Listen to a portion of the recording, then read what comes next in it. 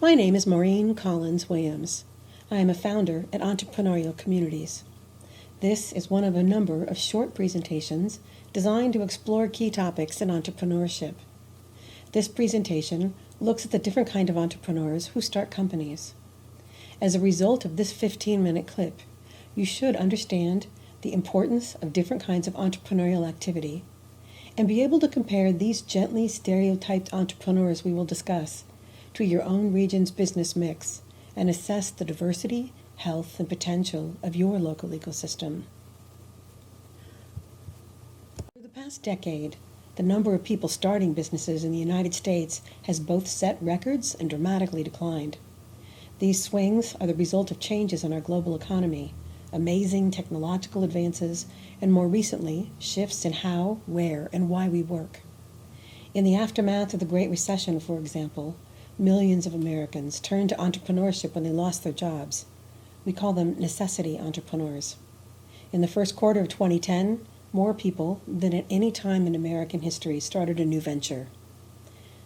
As the economy improved, necessity entrepreneurs dropped out, and even those that we call opportunity entrepreneurs launched lower numbers of smaller companies. But over the past 24 months, however, the pace of entrepreneurial startups have increased once again, and we are now at pre-recession levels of business startups, with more than 530,000 individuals starting a new company each and every month in the United States. So why are these numbers so important to economic development? According to the Ewing Marion Kauffman Foundation, more than 20% of all jobs created annually and virtually all net new jobs are coming from companies less than 5 years old. Entrepreneurship, therefore, is an important part of community and economic development in this new economy. Going forward, we will have a very different kind of an economy than we have had in the past.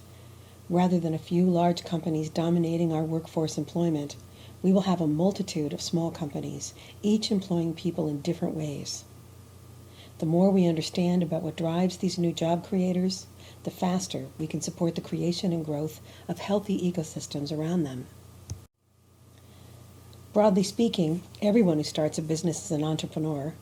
Large or small, they all exhibit characteristics that we attribute to entrepreneurship: leadership, willingness to take calculated risks, passion, technical skills. Individuals, however, are drawn into business for wildly different reasons, and those intentions, more than anything else, including market opportunity, geography, or industry, predict the economic impact that each company will have in their own community. This founder intent is why some businesses grow into big box stores like Walmart, and others remain small Main Street fixtures.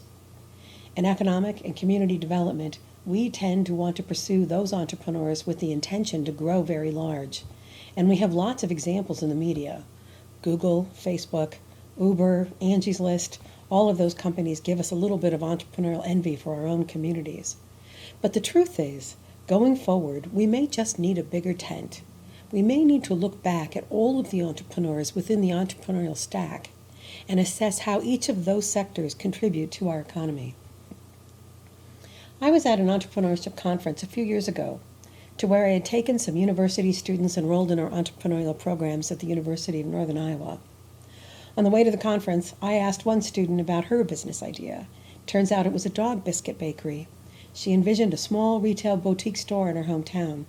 She told me that she craved that interaction with individual dog owners and the ability to experiment with healthy, natural dog treats. Shortly after our arrival at the conference, we crossed paths with venture capitalist John Papajohn in the hallway. I introduced the young woman to him, and she told him that she wanted to make organic dog biscuits. He spoke to her for a few minutes about the importance of understanding the national competition from cheap dog food processors, and he told her to focus upon efficient processing and supply chains. It was good advice. But John had assumed that her intent was to open a processing company, making dog biscuits to wholesale nationally, while she, on the other hand, was thinking about small ovens and cookie sheets, turning out batches of doggy biscuits for a local clientele of pet owners. So was our college student's business idea less valuable because it was so small?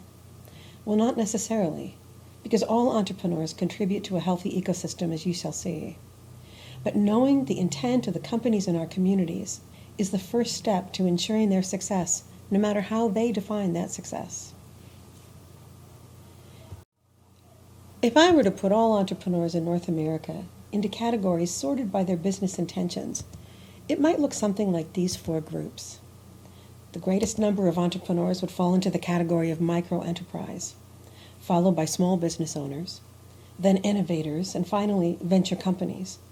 Within each of these categories, there are emerging entrepreneurial sectors that have caught our attention too, and I will discuss some of those.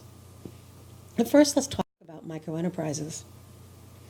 Of the 29 million companies in the United States, more than 20 million of them by standard definitions would be considered microenterprises. They represent the largest single group of entrepreneurs in our economy. Most researchers define microenterprises demographically as having fewer than 5 employees, sales of less than $250,000 annually, and capital needs of less than $50,000 at the time of startup. Women make up far more microenterprise owners than men in the United States.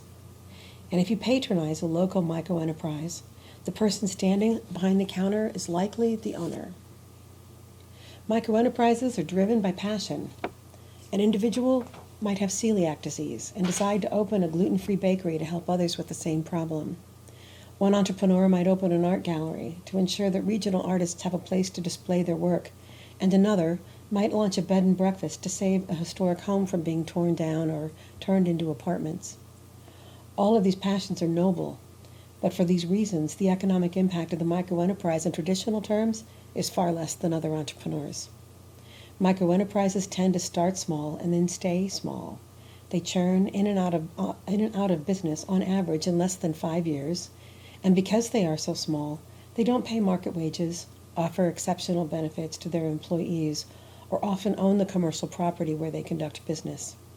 From a traditional economic development standpoint, therefore, microenterprises have far less value to a regional economy than, say, any comparable larger growth-oriented companies. They add value, however, in ways that are only now being recognized as important in the new economy. I'm sure you are aware of the importance of placemaking and community development. Microenterprises are our primary economic placemakers. They operate unique businesses that create the personality and vibrancy that is associated with each of our communities. Our economic developers rely upon these tiny companies to surprise and delight incoming industry prospects, for example. They drive downtown, hoping that haunted bookshop will be open or that amazing chocolate shop will not be sold out of those raspberry, almond, vanilla truffles everyone talks about. Our Convention and Visitors Bureau, too, rely upon these companies to offer an experience to engage and create memories for visitors. The mime on the street corner, the 24-hour online taco delivery enterprise, or the historic home tour company are all critical to branding our community to outsiders. Microenterprises set Austin, Texas apart from Dallas, Texas, Raleigh, North Carolina apart from Greensboro, North Carolina. And these tiny companies brand tens of thousands of tiny rural towns across the country as cool places to be because of things like hand-breaded tenderloins in Iowa, local bourbon in Kentucky, and farmhouse antiques in Pennsylvania. Microenterprises also attract other, more economically important entrepreneurs into our community, like the innovators that we'll talk about in a moment. It stands to reason, then, that microenterprises also fill gaps in the local economy that other for-profit ventures can't or won't, because the normal profits are not there. So the sheer number of microenterprises alone make them a business population we should attend to. But now we know that they add value to our economy in more ways, by attracting other, more economically important entrepreneurs through placemaking, and by filling gaps in the local economy that would otherwise go unfilled. An emerging sector of microenterprises worth noting are called social entrepreneurs. These are cause-driven business operations that rely upon a complementary for-profit business model to sustain themselves. The same cafe in Denver, Colorado, for example, has a mission of teaching the homeless job skills. They do this through running a restaurant whose unique business model attracts extraordinary profits. There is no menu, no pricing, just an amazing chef-prepared daily meal, supported by a team of homeless individuals who earn a wage and skills in all aspects of running a restaurant, sometimes in return for a meal. Rock star Bon Jovi was so taken with this approach that he opened a string of similar ventures on the East Coast. Google some of the other examples of social entrepreneurship from this list. One of my favorites is Glove Love, and of course, Everybody's Coffins. Next on the spectrum are the far fewer but equally interesting small business owners.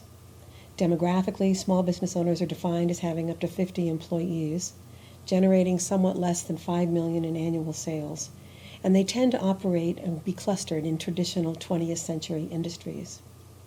While small business owners may be passionate about their operations, they are in business to generate normal profits, and this is what sets them apart from microenterprises in particular.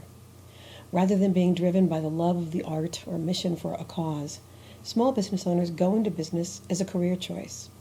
By and large, they seek a lifestyle supported by their work.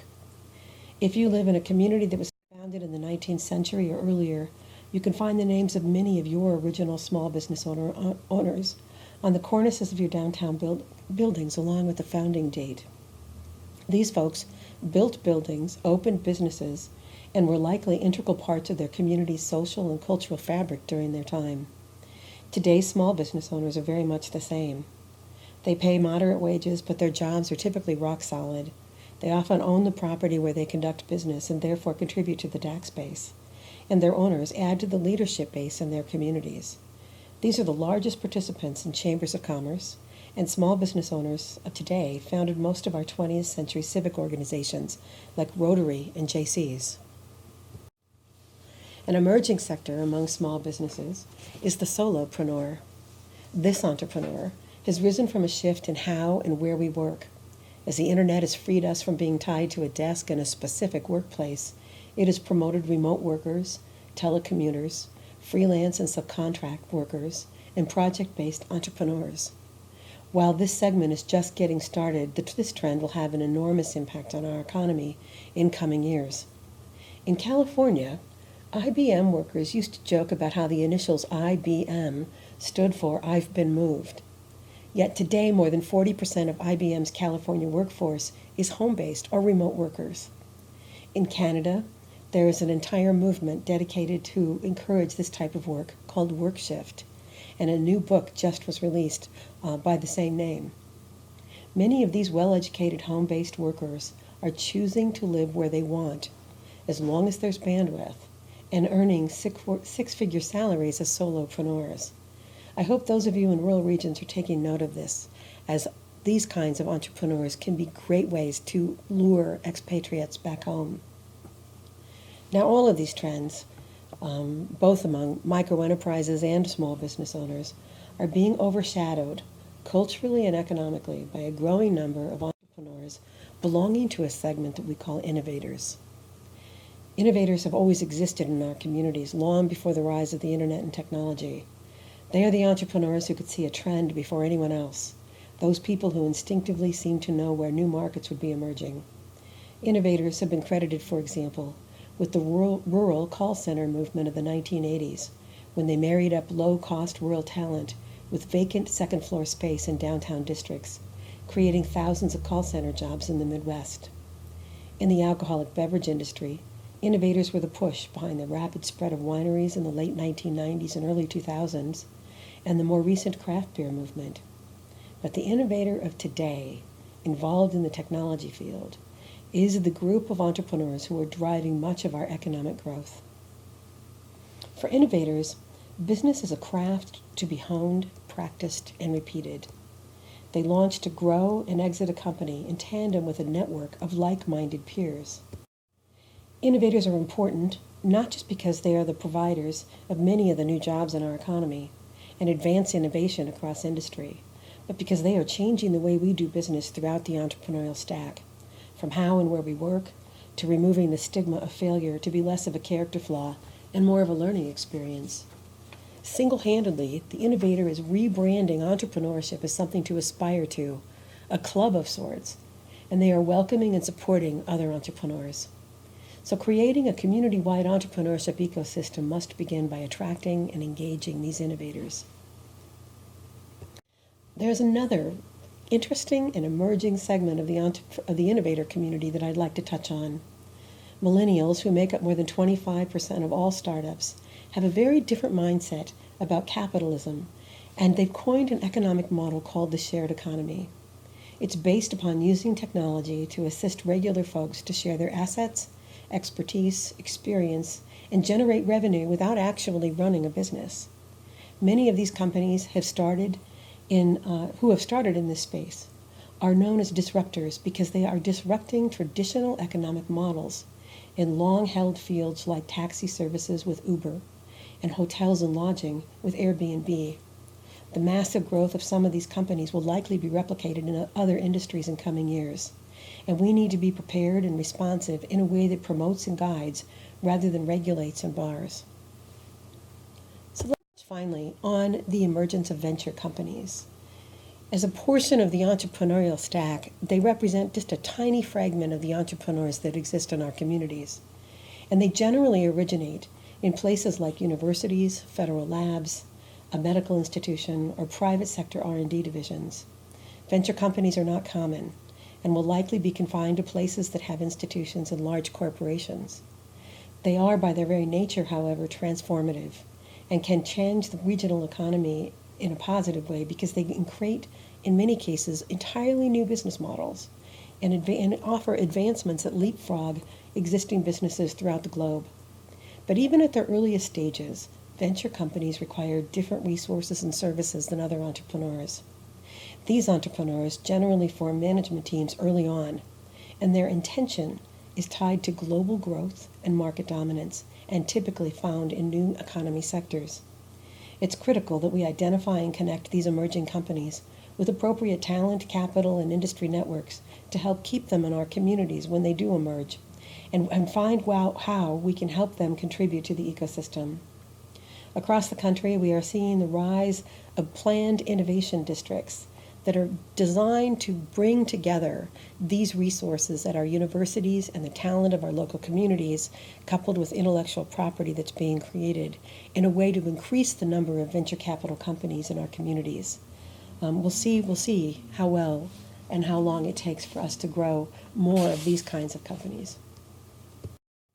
In the next presentation, we'll talk about key networks, resources, and services that entrepreneurs need to be successful, and how economic developers, chamber professionals, and community leaders can facilitate those discussions. All of these categories that we've discussed today are important, and certainly not all entrepreneurs will fit nicely into one of these segments, but these generalizations can certainly help us better understand the value of every entrepreneur we encounter, and to ensure that all the needs of these entrepreneurs are being met by the unique assets our communities bring to the table. For more information and to learn more about these and other presentations, please visit us at entrepreneurialcommunities.com. Thank you.